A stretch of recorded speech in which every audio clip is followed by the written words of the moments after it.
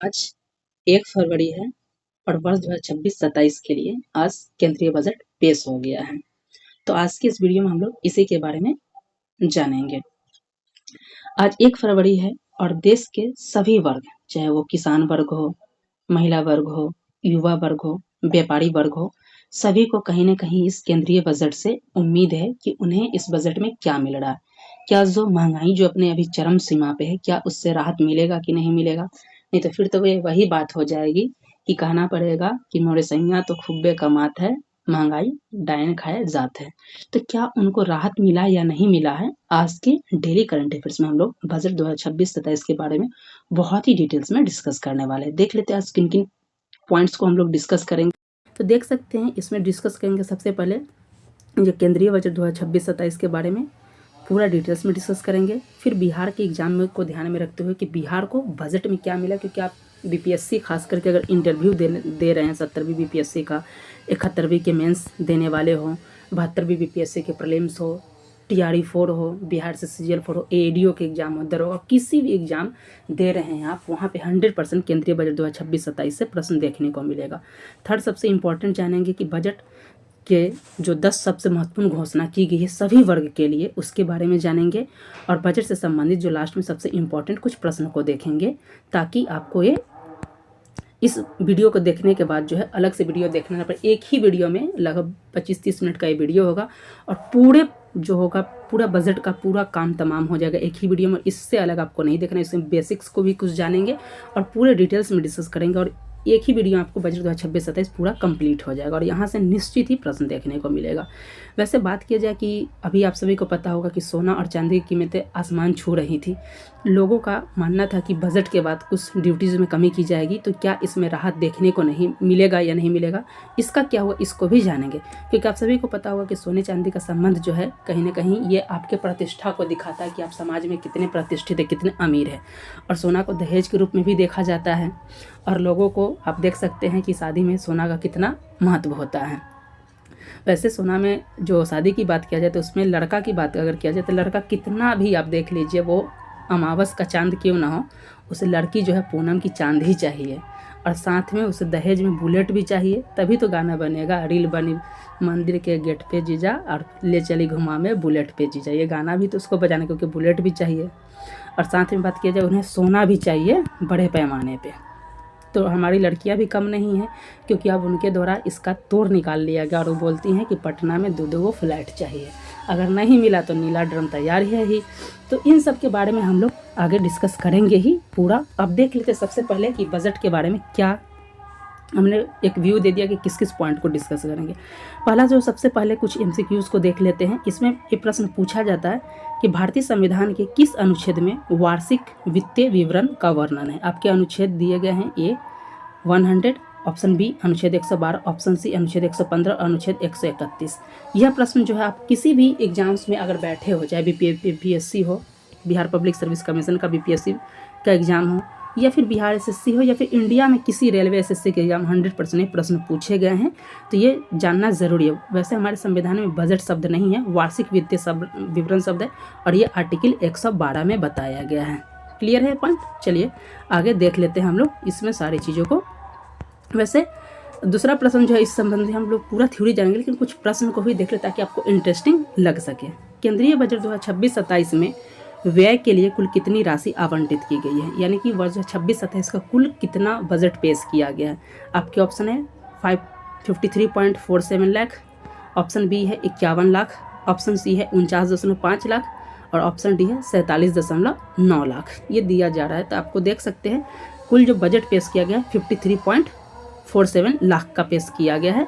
ये देख सकते हैं, ये सारी चीज़ें बजट में बताई गई हैं। अब चलिए वापस हम लोग आ जाते हैं, प्रश्न एक और है, उसके बाद पूरे विस्तार से हम लोग टॉपिक पे आ जाएंगे कि बजट में क्या क्या घोषणा किया गया था। भारतीय संविधान के अनुसार संसद में केंद्रीय बजट कौन पेश करता है, तो ये वित्त मंत्री के द्वारा पेश किया जाता है। चलिए अब देख लेते हैं बजट 2026-27 के मुख्य विजन क्या है। तो मुख्य विजन की अगर बात किया जा रहा है तो बजट 2026-27 के जो मुख्य विजन की बात किया जाए तो इसमें 3 विजन मुख्य बताए गए। एक है रफ्तार, दूसरा है क्षमता और तीसरा जो आप देख सकते हैं सबका साथ। रफ्तार की बात किया जाए तो इसमें बताया जा रहा है कि प्रोडक्टिविटी बढ़ाकर जो है आर्थिक विकास की गति को बढ़ावा देना। ये 72 पाजी की रफ्तार नहीं है, क्योंकि इसको रफ्तार को बढ़ावा देना है ताकि देश के आर्थिक विकास को बढ़ावा देना है। और वर्ष 2047 तक जो आज़ादी के 100 वर्ष पूरे होंगे तो उस वक्त भारत को एक विकसित देश बनाने के लिए इस दिशा में काम करेगा। क्षमता है, इसमें बात किया जा रहा है कि क्षमता जो दूसरा आपकी जो हो जाते विजन है, लोगों की काबिलियत को निखारना ताकि वे देश की तरक्की में भागीदार बने। और जो तीसरा विजन है ये है सबका साथ, हर परिवार क्षेत्र के पास कमाई के पर्याप्त साधन और मौके हों। तो आप सभी को पता होगा कि प्रधानमंत्री जी का नारा है सबका साथ सबका विकास। और बात किया जाए कि सबका साथ तभी होगा, जो बता रहे कि सभी के पास क्या है, मौके होने चाहिए कमाई के। तो मौके कमाई के होने के लिए इसके लिए क्या होगा, रोज़गार देना होगा। और सभी को पता होगा केंद्र सरकार हो या फिर जो वर्तमान जो सरकार है, इसकी एक नेगेटिविटी ये है कि ये जिस जगह पे सरकार होते तो यहाँ पे रोज़गार में कमी देखने को मिलता है। तो जब तक रोज़गार दीजिएगा नहीं तो लोगों का विकसित कैसे होगा। बिहार में रोज़गार आ रहा है, लेकिन बिहार के रोज़गार को बांट दिया जा रहा है किसी अन्य राज्य में। हर जगह पे अपना बताया जा रहा है कि वो निवास लगाया गया है, लेकिन बिहार पूरे खुले दिल की नीति अपनाई है और सारे रोज़गार को बांट के बिहार में जो नौकरी होती है बिहार के बाहर के पड़ोसी राज्य ले जाते, लेकिन बिहार के लोग बेरोजगार होकर दिहाड़ी मजदूर कर रहे हैं। वैसे ये जो बजट है इसे जो है दो तरीके से देखा जाता है। केंद्रीय पक्ष जो सत्ता पक्ष है, जो सरकार में है, वो हमेशा बोलते हैं कि ऐसा बजट आज तक पेश नहीं है, बहुत अच्छा बजट है। और जो नेगेटिव वाले में है, इसका जो है विरोधी जो विपक्ष है बोलता है सबसे घटिया बजट। तो ये दोनों चलते रहते हैं, लेकिन हम लोग इसके बीच के बारे में देखें। ऐसे बैकग्राउंड में कुछ नॉइज़ आ रहा होगा तो उस चीज़ पे ध्यान नहीं देते हुए टॉपिक पे फोकस करना है, क्योंकि यहाँ पे हो सकता है अगल बगल में शादी का माहौल होगा, शादी विवाह के, इसलिए गाने बज रहे। तो कुल बजट हमने देख लिया 53.47 लाख का है। जो बजट में सबसे इम्पॉर्टेंट है उसी को देखेंगे। बिहार दरोगा का अगर आपने एग्जाम दिया 18-21 जनवरी तो उसका कट ऑफ का वीडियो बना दिया, अगर आपने देखा तो जाकर देख लीजिएगा। अब सबसे इम्पॉर्टेंट देख लेते हैं, जो जो इम्पॉर्टेंट पॉइंट है उस चीज़ पे देख लेते हैं कि सबसे इम्पॉर्टेंट है, जिसका PDF आपको टेलीग्राम पे मिल जाएगा। सबसे इम्पॉर्टेंट पॉइंट है पहला कि वर्ष 2026-27 के लिए कुल कितने का बजट पेश किया गया। हमने तो देख लिया कि 53 लाख के आसपास है, लेकिन ये एग्जैक्ट डाटा क्योंकि एग्जैक्ट डाटा आपके PCS एग्जाम या SSC में पूछे जाएंगे। तो कुल बजट 2026-27 के लिए अनुमानित किया गया ये है 53,47,315 करोड़। कितना है, 53,47,315, यानी कि 53,47,315 करोड़ का बजट किया गया है। और ये हम लोग आगे भी देखेंगे कि पिछले बार से कितना अधिक है ये, जिसमें कुल पूंजीगत व्यय है 12 लाख और जो प्रभावी पूंजीगत व्यय है 17 लाख। एग्जैक्ट डाटा आप याद रखिए, इसलिए इसको हमने बताया कि 53.47 लाख है बजट। बजट अनुमान की बात किया जाए तो इसमें बताया जा रहा है राज्यों के आंतरिक कुल संसाधन ये 25,43,769 करोड़ है। ये इंपॉर्टेंट डाटा, जो डाटा है उसको आपको दे दिया गया, वहाँ पे देख लीजिएगा। चलिए एक और प्रश्न को देख लेते हैं। वैसे बजट के से संबंधित एक अलग से MCQs वीडियो आ जाएगा, आप वहाँ देख लीजिएगा, आपके लिए काफ़ी इंपॉर्टेंट होगा, जिसमें पूरे बजट से संबंधित आपके काफ़ी प्रश्न उसमें देखने को मिलेंगे। प्रश्न है, भारत में सबसे अधिक बार बजट पेश करने का रिकॉर्ड किसके पास है। आपके ऑप्शन दिए गए, A Morarji Desai, option B Nirmala Sitharaman, option C Pranab Mukherjee और ऑप्शन D इनमें से कोई नहीं। तो बात किया जाए कि भारत में सबसे ज़्यादा जो बजट पेश करने का रिकॉर्ड जो है मोरारजी देसाई के पास है। ये इन्होंने 10 बार किया है। अभी जो वित्त मंत्री जो है ये 9 बार की है, 9वीं बार की है लगातार। और ये अगर महिला में पूछा जाए तो सबसे अधिक ये हो जाएंगे, लेकिन ओवरऑल ये सेकेंड नंबर पे है। जो हमारे राष्ट्रपति थे इनके द्वारा 8 बार पेश किया गया प्रणब मुखर्जी जी के द्वारा। तो देख सकते हैं यहाँ पे बताया गया है, ये भी इंपॉर्टेंट इस तरीके के पूछ लेते। तो हमने सारी चीज़ों को बता दिया कि किया गया, कौन 10 बार किए हैं, कौन 9 बार किए। तो मोरारजी देसाई के द्वारा 10 बार किया गया, जिसमें 8 पूर्ण 2 अंतरिम था। और P चिदम्बरम के द्वारा 9 बार किया गया। निर्मला सीतारमण के द्वारा आज 9वां बार पेश किया गया है। और प्रणब मुखर्जी के द्वारा 8 बार पेश किया गया है। देख सकते हैं इस बार जो उन्होंने साड़ी पहना है ये तमिलनाडु की कांजीवरम साड़ी है, जो कि हाथ से बुना काफ़ी इंपॉर्टेंट है। हमारे चैनल पे सभी एग्जाम्स को ध्यान में रखते हुए डेली करंट अफेयर्स की क्लासेस भी हो रही है। अभी भारत में 2 नए रामसर स्थल जो उत्तर प्रदेश और गुजरात से जोड़े गए उसको भी देख लिए, डिस्कस कर लिए। टोटल देश में 98 रामसर स्थल हो गए, जो आगामी सभी एग्जाम से पूछे जाने की संभावना है। तो डेली करंट अफेयर्स की क्लासेस के लिए भी चैनल को सब्सक्राइब कर लेते हैं।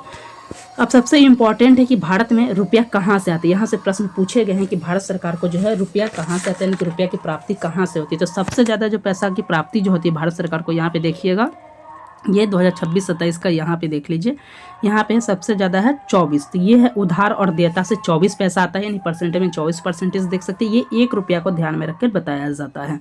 दूसरा बताया जा रहा है कि जो सेकेंड नंबर पे आपकी यहाँ पे देख लीजिए, 1 सेकेंड, हाँ, आयकर है इनकम टैक्स है जो कि एक डायरेक्ट टैक्स है, ये 21% है। फिर थर्ड नंबर पे है आपके कॉरपोरेशन टैक्स जो निगम कर है जो कंपनी पे लगता है। उसके अलावा जो जीएसटी आप देख सकते हैं ये 15% है। उसके अलावा आप देख सकते हैं नॉन टैक्स 10% है। ये सारी चीज़ें इंपॉर्टेंट। लेकिन अगर सबसे पहले देखा जाए कि कौन सबसे, तो उधार और देयता पहले स्थान पे है, याद रखिएगा। उसके बाद आपके जो होते हैं आयकर दूसरे स्थान पे है और तीसरे स्थान पे आपका निगम कर है और जीएसटी जो है आपके 15% पे, याद रखिएगा। वैसे कर में बात किया जाए कि टोटल कर की बात किया जाए तो कर आप सभी को पता होगा 2 कर होते हैं, प्रत्यक्ष और अप्रत्यक्ष कर। तो ये इसमें जो आने वाले पैसा में जो प्रत्यक्ष कर में बात किया जाए तो सभी को मिला दिया जाए तो 39% यहाँ से मिला है। और अप्रत्यक्ष कर जिसमें आपके जो हो जाते हैं जीएसटी हो गए हैं, कस्टम हो गया, एक्साइज, ये मिला के 25% हो गए हैं। ये ध्यान रखिएगा, काफ़ी इंपॉर्टेंट है। और रुपया जाता कहाँ है, इस चीज़ को देख लीजिएगा सबसे ज़्यादा जाता कहाँ पे है। तो यहाँ पे देख सकते हैं 22 पैसा जो जा रहा है या 22% जो जा रहा है राज्यों की हिस्सेदारी में जा रहा है। दूसरे स्थान पे 20% आपको देख सकते हैं, सॉरी वापस आ जाते हैं टॉपिक पे, 1 सेकेंड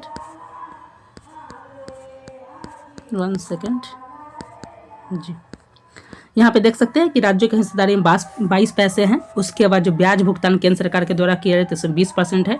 उसके 17 जो देख सकते हैं यहाँ पे ब्याज भुगतान आपके ये हो गए। उसके अलावा देख सकते हैं जो केंद्र सेंट्रल सेक्टर स्कीम है, यहाँ से 17 पैसे की प्राप्ति की जाती थी। ये हमने देख लिया कि कहाँ से कितने की प्राप्ति हो जाती है। अब सबसे इम्पॉर्टेंट है यहाँ पे जो कि यहाँ से प्रश्न पूछे गए हैं और पूछे जाने की संभावना, तो इसे हम लोग थोड़ा देख लेते हैं एक एक पॉइंट को। यहाँ पे पहले देख लिया कि कुल व्यय यानी कि कुल खर्च कितना किया जाएगा। तो कुल केंद्रीय बजट हमने बता दिया कि 53,47,315 करोड़ का बजट जारी किया गया। ये डाटा ज़रूर देखिएगा, ये दोनों पे जहाँ पे क्लिक किया गया ये दोनों पे आप देखिएगा, ये बहुत इंपॉर्टेंट है। ये जो आपका 2024-25 का है, ये वाला फर्स्ट वाला 2024-25 का है, 24-25 लिख देते हैं, और ये है 2026-27 का, ठीक है।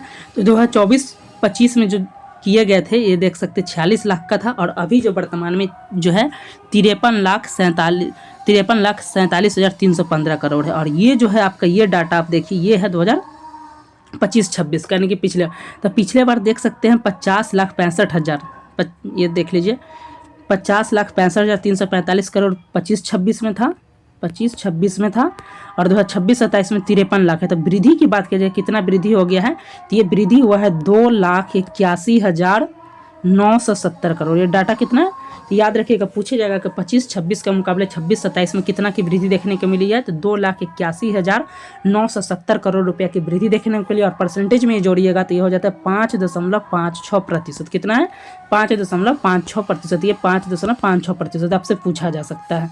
नेक्स्ट देख लेते हैं प्रभावी पूंजीगत व्यय, ये 2024-25 का और 26-27 का। तो आपसे 24-25 का ये वास्तविक होता है, और ये आपके जो है ये इकोनॉमिक सर्वे से भी आप समझ सकते हैं, तो इसलिए ये डाटा आपको और ये याद होना चाहिए।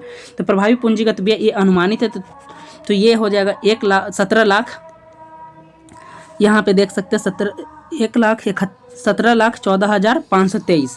और जो 2024-25 में प्रभावी पूंजीगत व्यय कितना था, 13,24,609 था। आपसे पूछा जा सकता है। सबसे इंपॉर्टेंट है राजस्व घाटा, ये सब पूछता है कि राजस्व घाटा कितना है। तो 2024-25 ये 24-25 का, तो 2024-25 में प्रभावी राजस्व घाटा कितना था, 1.7%। ये पूछा जाए, चूँकि ये अनुमानित होता है, इसमें चेंजिंग हो जाता है, तो ये नहीं पूछा जाएगा। आपसे पूछा जाएगा कि राजस्व घाटा 2024-25 में कितना था, तो 5,64,296, और परसेंटेज में पूछा जाए तो 1.7% हो जाएगा, याद रखिएगा। वहीं बात किया जाए प्रभावी राजस्व घाटा की बात किया जाए तो ये होगा 0.9%, ये है 2,91,640, और ये हो जाएगा जो उम्मीद किया जा रहा है 26-27 में, ये 99,642। राजकोषीय घाटा VVI BPSC के द्वारा कई बार पूछा गया कि राजकोषीय घाटा ये 24-25 में कितना रहा है, तो ये देख सकते हैं, ये डाटा आपको याद रखना है 4.8%, ये है 15,74,431, और ये अनुमानित है 4.3 26-27 के लिए। प्राथमिक घाटा की बात किया जाए तो ये इंपॉर्टेंट है, आपका 1.4% रहा है, और ये है 4,58,856। तो ये चारों डाटा आपके पास याद होने चाहिए, ठीक है। ये डाटा को एक दफ़ा फिर से आप देख लीजिए, यहाँ पे आपको ये याद रखना है, जहाँ पे क्लिक किया जा रहा है ये डाटा आपको याद रखना है हर हाल में। प्रभावी पूंजीगत व्यय जो है आपसे थोड़ा कम पूछा गया, लेकिन राजस्व घाटा पूछा गया है। तो ये है 1.7% 24-25 के लिए, यहाँ पे हम 24-25 कर दे रहे हैं, ठीक है। यहाँ से पूछा जाएगा 1.7%, उसका प्रभावी राजस्व घाटा 0.9%, राजकोषीय घाटा 4.8% और प्राथमिक घाटा 1.4%। ये आपको ये डाटा जो है ये याद होने चाहिए, ये इंपॉर्टेंट है। ऐसे इसका PDF ले लीजिएगा, बहुत कम मतलब पेज का PDF, क्योंकि ऑलरेडी जो बनाया गया है PDF वो काफ़ी लंबा, आपके 80 पेज के आसपास है, लेकिन हमने 30-40 पेज का PDF बना दिया, आप वहाँ से देख सकते हैं। उसके बाद बात किया जाए कि सबसे ज़्यादा कहाँ पे खर्च किया गया है। ऐसे बने रहिएगा। बिहार में बजट के लिए क्या घोषणा किया गया उसको भी हम लोग इसमें देखेंगे। आगे सभी पॉइंट्स को इसमें कवर किया गया है। 25 से 30 मिनट का ये वीडियो होगा और आपके सभी डाउट्स इस वीडियो में क्लियर हो जाएंगे। उसके लिए आपको कहीं से देखने की आवश्यकता नहीं पड़ेगी। और खास करके 72वीं BPSC और इंटरव्यू देने जा रहे हैं अभी 70वीं BPSC का, तो 100% यहाँ से आएंगे। 71वीं BPSC के मेंस में भी इस डाटा को कर सकते हैं। 72वीं BPSC जो कि नोटिफिकेशन आपको मई या जून के आसपास आएंगे, एग्जाम होने वाले हैं, होंगे आपके अगस्त या सितंबर में होंगे। ADO के एग्ज़ाम अप्रैल में होने वाले हैं। TRE 4 के विज्ञापन आएंगे। इन सब में 100% आपके एग्ज़ाम में प्रश्न आएंगे, चाहे बिहार दरोगा कोई भी 1 डे एग्जाम हो वहाँ से पूछे जाएंगे। तो सबसे ज़्यादा जो पैसा इस पर खर्च किया जाएगा, ये किया जा रहा है, एक पॉइंट को ध्यान रखिए, परिवहन विभाग पे किया जा रहा है। सबसे ज़्यादा किस मई के लिए मद पैसा दिया गया, परिवहन पर दिया गया है। इस पॉइंट को ध्यान रखिएगा। दूसरा आपका जो है रक्षा, पहला है परिवहन, दूसरा रक्षा को दिया गया, तीसरा जो है ग्रामीण विकास के लिए। तो तीनों याद रखिएगा, परिवहन मंत्रालय को सबसे ज़्यादा, दूसरा रक्षा को। तो आप देख सकते हैं रक्षा में दिया गया कितना है, 59 लाख, यहाँ पे देख सकते हैं ये डाटा, सॉरी एक मिनट, ये 5,94,585 करोड़ रुपए है। और दूसरा जो है यहाँ पे परिवहन को देख लीजिए, 5,98,520 करोड़ है। तो ये सबसे ज़्यादा परिवहन को दिया गया, दूसरा आपको रक्षा, तीसरा ग्रामीण विकास को दिया गया। अब देख लेते हैं कि बजट के 3 कर्तव्य भी निर्धारित किए गए हैं। वैसे बजट में बहुत बड़ी बड़ी बातें की गई हैं, देख सकते हैं। इसमें बताया जा रहा है कि जो बजट है ये जो है युवा शक्ति को समर्पित है, सरकार का संकल्प है। युवा शक्ति को समर्पित, आप सभी को पता है भारत विकासशील देश है जहाँ पे युवा शक्ति एक बड़ी संख्या में है, लेकिन यहाँ पे आप देख सकते हैं वो स्किल्ड ज़्यादा नहीं, इसलिए केंद्र सरकार के द्वारा स्किल इंडिया लाया गया है, लेकिन रोज़गार की मात्रा बहुत कम है, जिस वजह से ये दिक्कतों देखने को मिलती थी। इसलिए ये बजट जो है युवा शक्ति को समर्पित है। सरकार का संकल्प है कि हम क्या कर रहे हैं, केंद्रित करना किसान को, महिला को, दलित को, वंचित को, शोषित वर्ग, पिछड़े वर्ग और पीड़ित वर्ग, सभी को क्या किया गया आगे उस सबको देखेंगे। 10 महत्वपूर्ण घोषणा कर देते। 3 जो कर्तव्य दिए गए यहाँ से आपके BPSC चाहे किसी भी एग्जाम से पूछे जाएंगे कि पहला कर्तव्य क्या है, दूसरा कर्तव्य क्या है, तीसरा कर्तव्य क्या है। तो पहला कर्तव्य है आर्थिक विकास को गति प्रदान करना और उसे धारणीय बनाना। दूसरा कर्तव्य है लोगों की आकांक्षाओं को पूरा करना और तीसरा कर्तव्य है सबका साथ सबका विकास का सपना। ये याद रखिएगा, सबका साथ सबका विकास का, एक नया टाइटल इसमें ऐड हो गया है। जो पहला कर्तव्य है जो आर्थिक विकास को गति देना है, बढ़ावा देना, इसमें उत्पादकता और प्रतिस्पर्धा को बढ़ावा देना और जो है लोगों की आकांक्षाओं को पूरा करना, इसमें लोक क्षमता को बढ़ावा देना है और मजबूत भागीदारी के साथ भारत को उभर कर लाना है। सबका साथ सबका विकास, यानी कि सबके लोगों तक की जो है ये जो डेवलपमेंट के सभी को इसमें शामिल किए जाने की बात की जा रहा है। बात किया जा रहा है कि भारत की सुधार एक्सप्रेस के लिए क्या किया जा रहा है, 350 सुधार किए जाएंगे और ये श्रम संहिता में लगभग जो है जितने भी कानून थे, GST का सरलीकरण किया गया। आप सभी को पता होगा कि GST में जो 4 दर थे अब घटाकर 5 और 18% करके 2 दर रख दिया गया। श्रम संहिता को 29 से घटाकर 4 कर दिया गया। उसके अलावा फिर 350 अन्य सुधार किए गए हैं। उसके वृद्धि और विकास के स्तंभ के लिए बताया जा रहा है कि आर्थिक वृद्धि बनाए रखना है, विकास की बुनियाद को मजबूत करना है, जन केंद्रित विकास करना है, राजकोषीय मामले में बढ़ावा देना है, व्यापार सुगमता और जीवन को बेहतर करना है, विश्वास आधारित शासन व्यवस्था को बेहतर करना है। फिर भारत की आर्थिक गति को बढ़ावा देने के लिए विकसित भारत समावेशन के साथ महत्वाकांक्षा का संतुलन करना है। और इसमें हमने बताया जा रहा है कि हमने 3 चीज़ को फोकस किया है।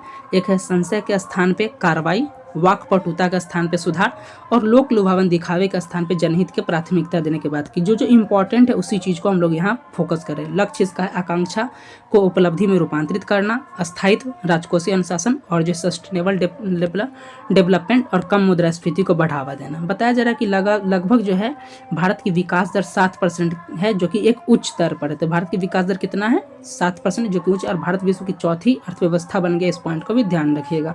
और इसके लिए ऊर्जा सुरक्षा, घरेलू विनिर्माण क्षमता को बढ़ावा देना, नागरिकों को लाभ देना, दूरगामी संरचनात्मक सुधार करना, मौद्रिक स्थिरता, इन सब लाने के लिए बात की जा रही है। आर्थिक वृद्धि को बनाए रखने के लिए भी कार्य किए जा रहा है और इसके लिए बताया जा रहा है कि बायो फार्मा शक्ति की स्थापना की जाएगी। उसका कंटेनर विनिर्माण स्कीम लाया जाएगा। घरेलू उत्पादन बढ़ाने के लिए 3 रासायनिक पार्क स्थापित किए जाएंगे। बहुत इंपॉर्टेंट है, 3 रासायनिक पार्क स्थापित किए जाए। पूछा जैसे कितने तो 3। वस्त्र उद्योग के लिए एकीकृत कार्यक्रम चलाए जाएंगे। इंडिया सेमीकंडक्टर मिशन सेकंड को लाया जाएगा। खेल कूद को बढ़ावा देने के लिए काम किया जाएगा। ये सारा चीज़ बताया जा रहा है। 200 पुराने उद्योग को पुनर्जीवित करने के लिए स्कीम लाया जा रहा है। तो ये सारी चीज़ आपसे पूछे जा सकती है। विनिर्माण क्षेत्र की गति प्रदान करने के लिए सुधार किया जा रहा है। इसमें सारे चीज़ बताया जाए कि वेयर हाउस की व्यवस्था की जाएगी। उसके अलावा जो है विनिर्माताओं के लिए जो है शुल्क भुगतान में सुधार करने की बात की जा रही है। उसके अलावा आप देख सकते हैं जो इम्पोर्टेंट है उस चीज़ को हम लोग देख लेते हैं। MSME को चैंपियंस के रूप में विकास करने में सहायता है तो 3 आयामी यानी 3D दृष्टिकोण लाया गया, जिसमें पहला है आपको इक्विटी सहायता दी जाएगी, ट्रेड्स के माध्यम से नकदी सहायता प्रदान की जाएगी और पेशेवर सहायता प्रदान की जाएगी। जो इक्विटी सहायता दी जाएगी इसमें 10,000 करोड़ की समर्पित MSME विकास निधि दिया गया है। तो पूछा जा सकता है कितना है MSME के लिए विकास निधि, 10,000 करोड़। और आत्मनिर्भर भारत 2021 के तहत जो है 2,000 करोड़ दिए जाएंगे। पेशेवर सहायता इसको उपलब्ध किया जाएगा। टायर 2 और टायर 3 शहर के लिए कारपोरेट मित्र तैयार कराया जाएगा और अन्य कारपोरेट बेंच के मार्केट से उन्हें सहायता प्रदान किया जाएगा। उसके बाद बताया जा रहा है कि कर प्रस्ताव कुरियर निर्यात पर प्रति खेप 10 लाख की वर्तमान मूल्य सीमा को जो पहले था उस चीज़ को समाप्त कर दिया गया है। 1.2 यानी कि जो सेकंड पॉइंट है यह है सेवा क्षेत्र पर पुनः जोर देना। सेवा क्षेत्र में बताया जा रहा है कि उच्च अधिकार प्राप्त शिक्षा से रोजगार और उद्यम अस्थायी समिति करना है। स्वास्थ्य में बताया जा रहा है कि 10 विषयों से संबंध स्वास्थ्य पेशेवर के लिए संस्थान का उन्नयन और स्थापना किया जाएगा। 1.5 लाख बहुकुशल देखभाल कार्यकर्ताओं को ट्रेनिंग दिया जाएगा और उससे संबंधित कार्यक्रम लाया जाएगा। चिकित्सा पर्यटन को बढ़ावा दिया जाएगा। देश में आयुष केंद्रों को बढ़ावा दिया जाएगा।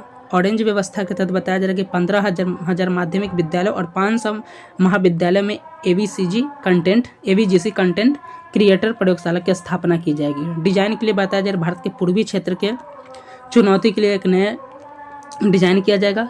खेलो इंडिया मिशन लाया जाएगा जो उससे संबंधित होगा। आगे देखेंगे इसके बारे में बहुत बड़ा बात किया गया है। बताया जाए शिक्षा के क्षेत्र में बड़े औद्योगिक और लॉजिस्टिक गलियारे के आसपास 5 विश्वविद्यालय टाउनशिप का विकास किया जाएगा। प्रत्येक जिला में उच्च STEM जो साइंस टेक्नोलॉजी होता है उस चीज़ के लिए महिलाओं को छात्रावास दिया जाएगा। 4 टेलीस्कोप अवसंरचना का स्थापना किया जाएगा। 20 विशेष पर्यटन स्थलों में 10,000 गाइड कौशल का विकास किया जाएगा। पायलट स्कीम के तहत राष्ट्रीय गंतव्य डिजिटल ज्ञान ग्रिड का स्थापना किया जाएगा जो कि डिजिटल दस्तावेज है उसको जोड़ने के लिए।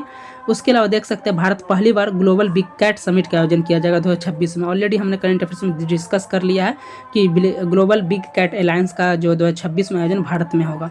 15 पूरा तात्वीय स्थलों को जीवंत अनुभवजन्य सांस्कृतिक गंतव्य के रूप में विकसित करना। पूर्वोत्तर क्षेत्र में बुद्ध सर्किट विकसित करना, ये बहुत ही इंपॉर्टेंट है। आपसे पूछा जाएगा बुद्ध सर्किट का विकास कहाँ पे होगा, तो पूर्वोत्तर क्षेत्र में होगा। सेवा क्षेत्र में बल देने के लिए इन सारी चीज़ों को किया जाएगा। ये सारी चीज़ें उतनी इंपॉर्टेंट नहीं है। बताया जाए वित्तीय क्षेत्र में अगले विकास चरण के रूप में विकसित भारत के लिए बैंकिंग संबंधी उच्च स्तरीय समिति का गठन किया जाएगा और ये सारी चीज़ें इसके लिए व्यवस्था की जाएगी। वित्तीय क्षेत्र में बताया जा रहा है कि कर की बात किया जाए तो जो फ्यूचर STT को घटाकर 2.0 पॉइंट से बढ़ा दिया गया, ये 0.05% कर दिया गया है। और ऑप्शन दर जो है प्रीमियर ऑप्शन जो है 0.1, 0.125 और 0.15% कर दिया गया है। कृषि के लिए बताया जा रहा है कि बागवानी के लिए समर्पित मिशन लाया जाएगा। पशुपालन के लिए लाया जाएगा। उच्च मूल्य कृषि के लिए लाया जाएगा। भारतीय काजू और कोको के लिए समर्पित योजना। आगे सारी चीज़ों को देखेंगे। मत्स्य पालन के लिए बताया जा रहा है कि 500 जलाशय और अमृत सरोवर का निर्माण किया जाएगा। चंदन के लिए बताया जा रहा है कि चंदन की संकीर्णित खेती और कटाई के ऊपर प्रसंस्करण के लिए काम किया जाएगा। भारत विस्तार कार्यक्रम लाया जाएगा जो एग्रीस्टिक पोर्टल और उसको एकीकृत करेगा। कर प्रस्ताव के बारे में सारी चीज़ें बताया जा रहा है कि जो राष्ट्रीय जो इसमें एक डेट दिया गया 31 जनवरी 2026 तक अधिसूचित राष्ट्रीय सहकारी परिसंघ कंपनियों को निवेश पर प्राप्त लाभांश पे छूट दिया जाएगा।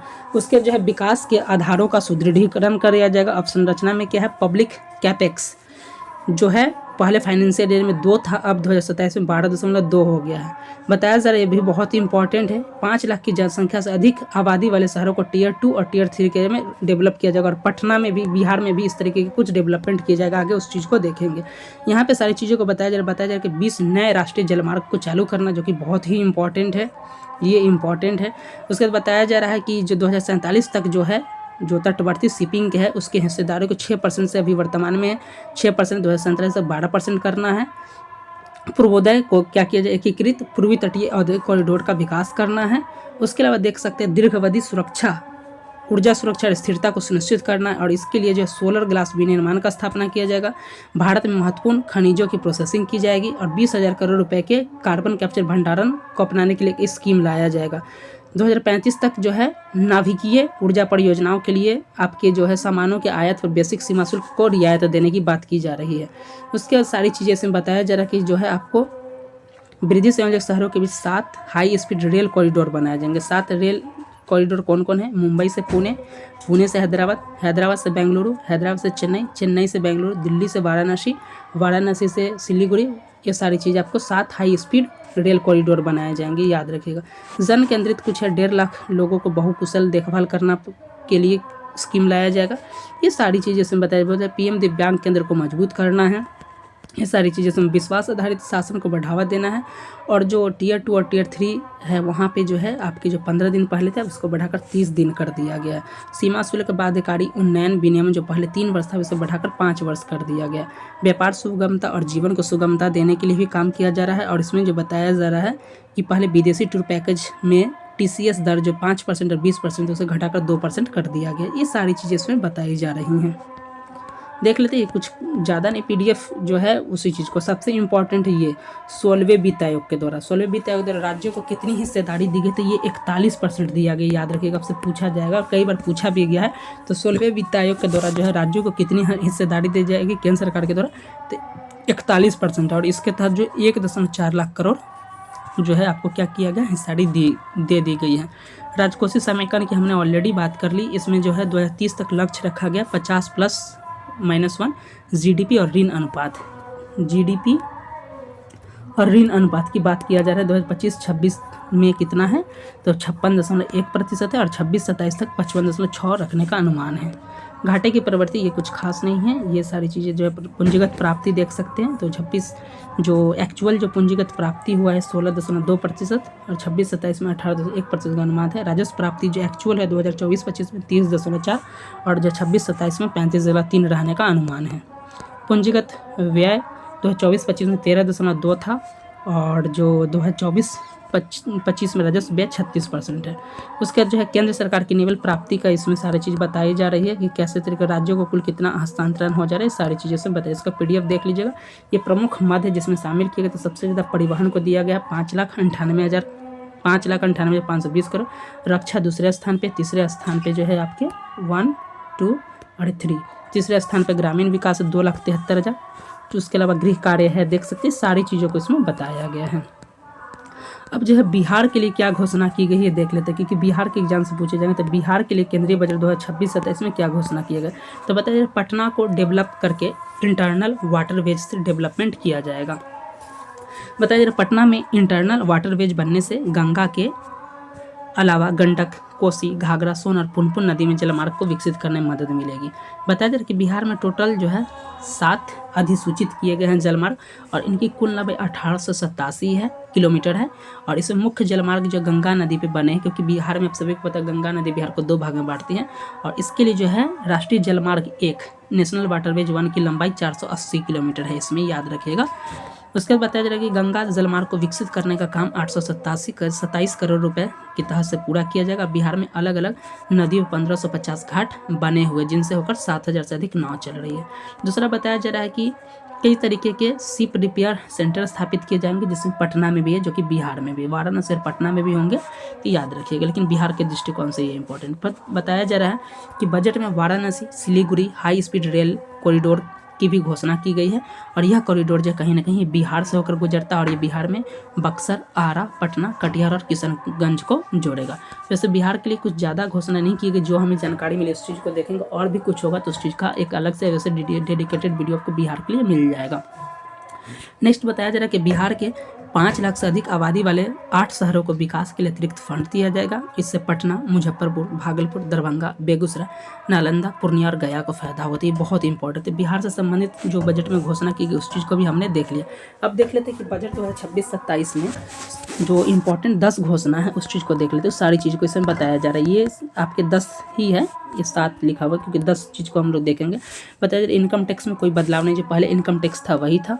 उसके साथ हाई स्पीड रेल कॉरिडोर की घोषणा की जाएगी, ऑलरेडी हमने डिस्कस कर ली। कैंसर की जो 17 दवा पे आयात शुल्क घटा दिया गया है, याद रखिएगा कितना, कैंसर की 17 दवा पे आयात शुल्क घटा दिया गया है और 7 दुर्लभ बीमारियों की दवाई भी फ्री ड्यूटी कर दी गई है। बताया जा रहा है कि 3 एम्स खोले जाएंगे जो कि आयुर्वेदिक से संबंधित, 3 आयुर्वेदिक एम्स खोले जाएंगे और टूरिज्म को बढ़ावा देने के लिए 5 मेडिकल हब भी बनाया जाएगा। बताया जा रहा है कि टायर 2 और टायर 3 शहरों का विकास होगा जहाँ पे 5 लाख से अधिक आबादी है। 15,000 सेकेंडरी स्कूल और 500 कॉलेज में कंटेंट क्रिएटर्स लैब बनाए जाएंगे। 800 जिलों में लड़कियों के लिए हॉस्टल बनाया जाएगा। ये सारी चीज़ें ऑलरेडी हमने जो 10 घोषणा है उसी चीज़ के बारे में। इनकम टैक्स हमने कर लिया, कैंसर की दवा की बात हमने कर ली। भारत को global bio pharma manufacturing hub बनाया जाएगा जिसमें 3 आयुर्वेदिक एम्स खोले जाएंगे और 10,000 करोड़ निवेश किया जाएगा। गर्ल्स एजुकेशन के लिए 800 जिलों में गर्ल्स हॉस्टल बनेगा। देख लीजिए महिलाओं के लिए जो है लखपति दीदी मॉडल, अभी देख सकते हैं लखपति दीदी मॉडल योजना ग्रामीण विकास मंत्रालय के द्वारा लाया गया, तो उसको किया जाएगा क्रिएट। रेल मार्ग और रेल जलमार्ग ग्रीन ट्रांसपोर्ट सेक्टर, 7 नए हाई स्पीड रेल कॉरिडोर बनाए जाएंगे। ये सारी चीज़ को हमने देख लिया। अगले 5 साल में 20 नए राष्ट्रीय जलमार्ग होंगे। बनारस और पटना में जहाज मरम्मत सुविधा भी स्थापित होगी। रक्षा बजट बढ़ाया गया है, यानी कि सेना का आधुनिकीकरण किया जाएगा। खेती और पशु पक्षी पालन, आय और रोजगार के पर बढ़ावा देने के लिए नारियल प्रोत्साहन योजना लगेगा जिससे 3 करोड़ लोगों को लाभ होगा। मछली पालन को बढ़ावा देने के लिए 500 तालाबों में अमृत सरोवर का विकास किया जाएगा, तो मछली को बढ़ावा दिया जाएगा। काजू और कोको को बढ़ावा देने के 2030 तक जो है पहचान दिलाना है भारत से, कि भारत के काजू और कोको को पहचान मिले। उसके बाद बताया जाए हैंडलूम कारीगरों को मदद देने के लिए नेशनल फाइबर स्कीम और खादी को प्रोत्साहन देने के लिए मेगा टेक्सटाइल पार्क जैसी योजना लाई जाएगी। उसका 10वां जो घोषणा महत्वपूर्ण कि पर्यटन को बढ़ावा देने के 20 टूरिस्ट प्लेस पे 10,000 गाइड ट्रेंड्स किए जाएंगे। 20 प्रसिद्ध पर्यटन स्थल पर 10,000 गाइडेंस को ट्रेनिंग दी जाएगी। और इसमें जो आपको पायलट प्रोजेक्ट हिमाचल प्रदेश की जगह पूछा जा सकता है, हिमाचल प्रदेश से उत्तराखंड जम्मू कश्मीर में ये बनाए जाएंगे। देख सकते हैं सिविलियन एयरक्राफ्ट पार्ट्स बनाने के लिए मटेरियल इंपोर्ट पे टैक्स नहीं होगा। इनकम टैक्स में कोई बदलाव नहीं किया गया है। पूर्वोत्तर के 5 राज्यों को बौद्ध सर्किट बनाए जाएंगे। याद रखिएगा ये जो 5 बौद्ध सर्किट बनाए जाएंगे पूर्वोत्तर में रहेंगे। और इसमें जो कौन कौन 5 राज्य है ये देख लीजिएगा। पूर्वोदय स्कीम है उसमें देख सकते हैं पूर्वोत्तर के 5 स्टेट में बौद्ध सर्किट, जिसमें अरुणाचल प्रदेश है, असम है, सिक्किम है, मिजोरम और त्रिपुरा। ये बहुत ही इंपॉर्टेंट है। और जो है 16वें वित्त आयोग का रिपोर्ट है, इसके तहत जो है 41% जो है ये आपको दिया गया हिस्सेदारी। कर्ज को इकोनॉमी का 50% के आसपास रखने की बात की गई, ये ऑलरेडी हमने डिस्कस कर लिया है। ये सारी चीज़ों को तो देख सकते हैं लगभग जो है। कुछ और इम्पोर्टेंट कि युवा वर्ग को क्या मिला, किस वर्ग को क्या मिला, उस चीज़ को देख लेते। तो युवा को जो बताया जा रहा है उनके लिए AI टूल विस्तार के लिए भारत विस्तार कार्यक्रम लाया जाएगा। 2030 तक 20 लाख जो गेमिंग कॉमिक्स को बढ़ावा दिया। ऐसे बचपन में आपने सुना होगा पढ़ोगे लिखोगे बनोगे नवाब, खेलोगे कूदोगे बनोगे खराब। तो आजकल देख सकते हैं कि पढ़ने लिखने की कोई आवश्यकता नहीं, क्योंकि उसके लिए सरकार खेल कूद को बढ़ावा करके नया खेल नीति भी लाया है। बिहार में खेलने वाले को नौकरी भी दिया जा रहा है, DSP बनाया जा रहा है, साथ में उन्हें जो है नौकरी भी दी जा रही है, सरकारी नौकरी भी। केंद्र सरकार के द्वारा भी देख सकते हैं 20 लाख पेशेवर की ज़रूरत है गेमिंग्स के लिए और कॉमिक्स के लिए, खेल कूद से ही संबंधित है। National destination digital knowledge grid की स्थापना की जाएगी। AVGC राष्ट्र कंटेंट क्रिएटर की स्थापना की जाएगी। 1.5 लाख केयर गिवर्स की ट्रेनिंग दी जाएगी। 800 जिलों में हॉस्टल बनेंगे। सारी चीज़ को हमने डिस्कस कर लिया है। उसके अलावा देख लेते और क्या क्या इंपॉर्टेंट है। ओडिशा कर्नाटक केरल में टर्टल्स केंद्र बनेंगे। किसान को क्या मिला है तो बताया जा रहा है कि ग्रामीण इलाकों में 1 जिला 1 उत्पाद योजना को मजबूती मिलेगा, जिससे बढ़ेगा। राष्ट्रीय खाद्य और हथकरघा को मजबूती देने के लिए ग्राम स्वराज पहल शुरू की जाएगी। नारियल संवर्धन योजना होगा। कोको और काजू के बारे में हमने बताया कि इसे 2030 तक जो है ग्लोबल ब्रांड के रूप में विकसित करना है। उसके अलावा आप देख सकते हैं मत्स्य पालन के लिए 500 जलाशय और अमृत सरोवर का डेवलपमेंट किया जाएगा।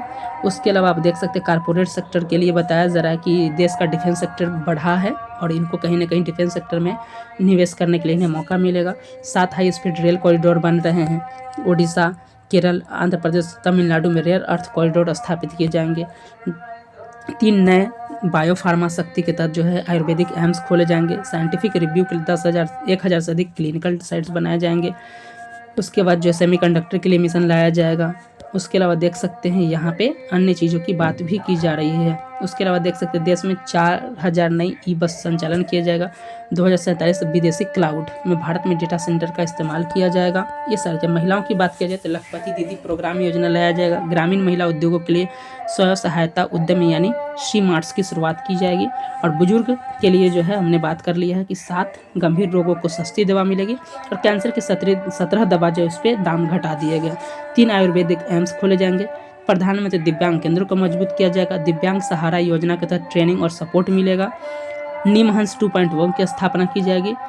पूर्वोत्तर के 5 राज्य, एक राज्य इंपॉर्टेंट है अरुणाचल प्रदेश, असम, सिक्किम, मिजोरम और त्रिपुरा में नए बौद्ध सर्किट बनाए जाएंगे। भारतीय योग को दुनिया और फैलाने में के लिए क्वालिटी आयुर्वेदिक प्रोडक्ट के एक्सपर्ट को बढ़ावा दिया जाएगा। तो देख सकते हैं लगभग आधे घंटे में हमने जो है वर्ष 2026-27 के केंद्रीय बजट के बारे में बेसिक्स को डिस्कस किया, इससे संबंधित कुछ क्वेश्चंस को भी डिस्कस किया, एमसीक्यूज को डिस्कस किया, बिहार को क्या मिला उस चीज़ को डिस्कस किया और पूरा ये हमने एक ही वीडियो में जो खात्मा कर दिया है। इसको देख लेने का अगर आप 1 से 2 बार देख लीजिएगा, इसका PDF चाहिए तो टेलीग्राम पे मिल जाएगा। इसके बाद आपको कहीं से भी और कोई वीडियो देखने की आवश्यकता नहीं। 100% जो अगर प्रश्न अगर किसी भी एग्जाम्स में आएंगे तो इसी वीडियो से आएंगे, इससे अलग आपको देखने की आवश्यकता नहीं। तो एक बार ज़रूर देखिए, आपको कहीं से भी आपने देखा होगा काफ़ी इंपॉर्टेंट है। इससे बाहर आपको बजट 2026-27 से प्रश्न नहीं आएंगे, इस बात की गारंटी है। तो इस वीडियो में इतना ही। इसके अलावा अगर आप किसी भी एग्जाम्स की तैयारी करना चाहिए, जैसे बिहार दरोगा का भी एग्जाम, उसमें काफ़ी प्रश्न 40 से 45 प्रश्न हमारे चैनल था एक शिफ्ट में आप जाकर देख सकते हैं। डेली करंट अफेयर्स की क्लासेस हो रही है, पद्म पुरस्कार की घोषणा की उसको भी हमने डिस्कस किया। सभी चीज़ को यहाँ पे तैयारी कराई जा रही है, टेस्ट सीरीज भी हो रहा है। और इसके अलावा बिहार को क्या मिला उसका एक अलग से डेडिकेटेड वीडियो आ जाएगा और जो है बजट के लिए MCQs वीडियो भी आ जाएगा, वहाँ से देख लीजिएगा। उसके अलावा आपको कुछ करने की आवश्यकता नहीं है। उसके अलावा आप देख सकते हैं अन्य सब्जेक्ट की तैयारी के लिए अगर चैनल पे पहली बार विजिट करें तो चैनल को सब्सक्राइब करना ना भूलें। मिलते हैं नेक्स्ट वीडियो के साथ, तब तक के लिए धन्यवाद।